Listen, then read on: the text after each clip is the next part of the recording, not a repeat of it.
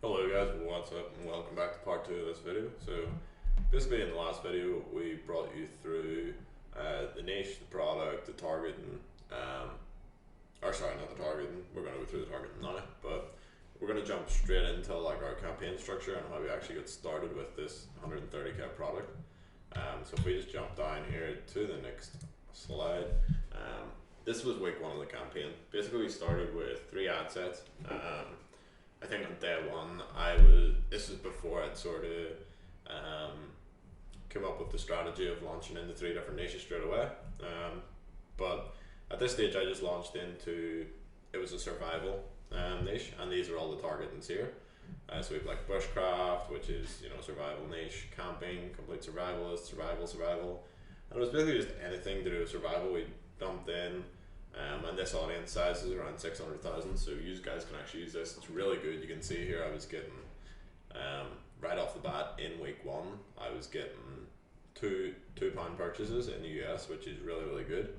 But I launched these campaigns in week 1, let them run for 7 days, and I was bumping the budget up about 10% of the time. These budgets are just what it was sitting on. That's not the actual budgets. But I started these on £5 per day and started bumping them up 10%. Then once we got to about 10, we sort of jumped to 15. I think we went 15 to 25. And by the end of the week, we were running these at £25 per day. And as you can see, we were sort of getting these £2 purchases, which was pretty good. We use precise targeting, so this is what I teach in my course. We were using sort of precise targeting, starting with around that 500,000 size audience. And again, this is the exact targeting we used here, so you can go ahead and use them if you want. So we're going to jump into the next slide, which is week 2, where we sort of started to diversify our campaigns. So if we go here, this is week 2 and 3, and you can see we've sort of jumped into a lot of different sort of extended niches of survival. So here we've got our camping, hiking, and hunting. And we also have our lookalike audiences that we'd started to create.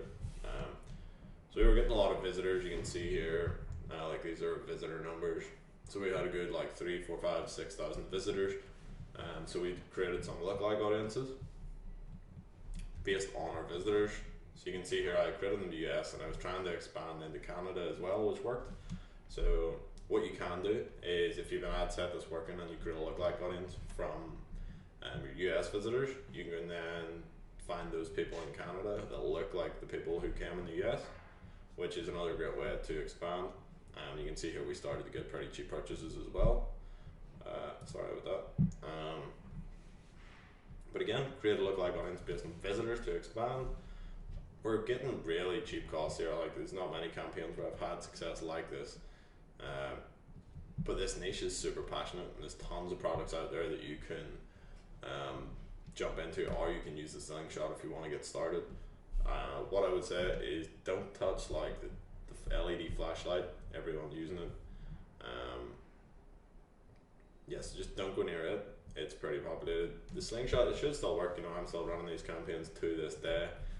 These ones are off, but I'm going to show you the ones that I am running in a second here.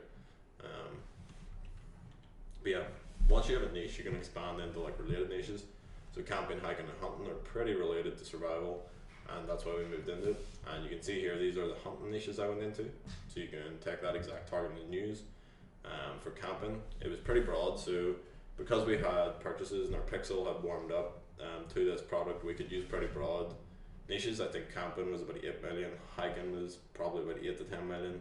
And then we used some broader survival ones here to get a bigger reach in the survival niche. And we duplicated a couple of our winning campaigns, so Slingshot US and then Slingshot US duplicated. If a campaign's winning, it's okay just to go ahead and duplicate that. It's another way of scaling without like raising the budgets pretty crazily. So if you have an ad that's winning on £5 per day, just duplicate it rather than just bumping up the budget. You can duplicate it again. You can have 3 of them running, and then bump them all up slowly. And you should be able to hold that ROI. Like you can see up here, the ROI in these is all pretty good. And these ads, like that one there, camping broad, was like 6x ROI.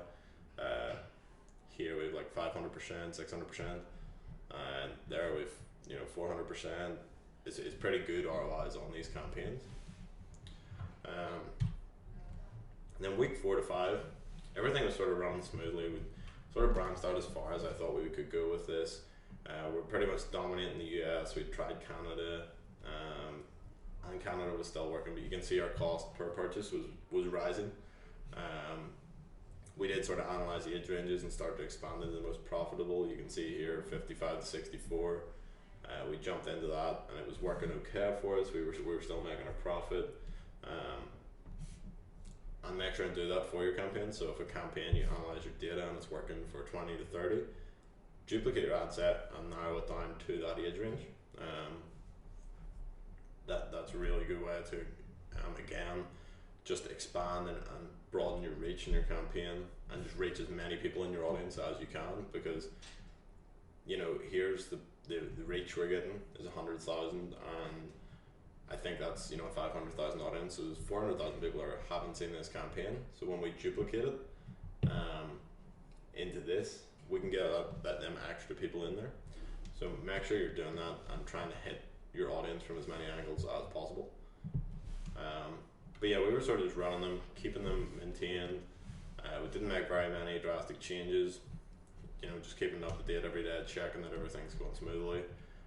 We had no real big ideas to really blow out the campaign again, but then I came along a strategy. I think it was in one of the groups or whatever, and someone was talking about it, and you can see here on August 31st we totally spiked our campaign and like doubled, tripled what we were actually doing. Like what we were doing just before August 31st, we like 10x that, and you're gonna see here some crazy ROIs. I'm gonna jump into, leave that to the next video, and show you exactly how we did that. So I'll come back, see you guys in part 3 to show you exactly how we 10x our campaign.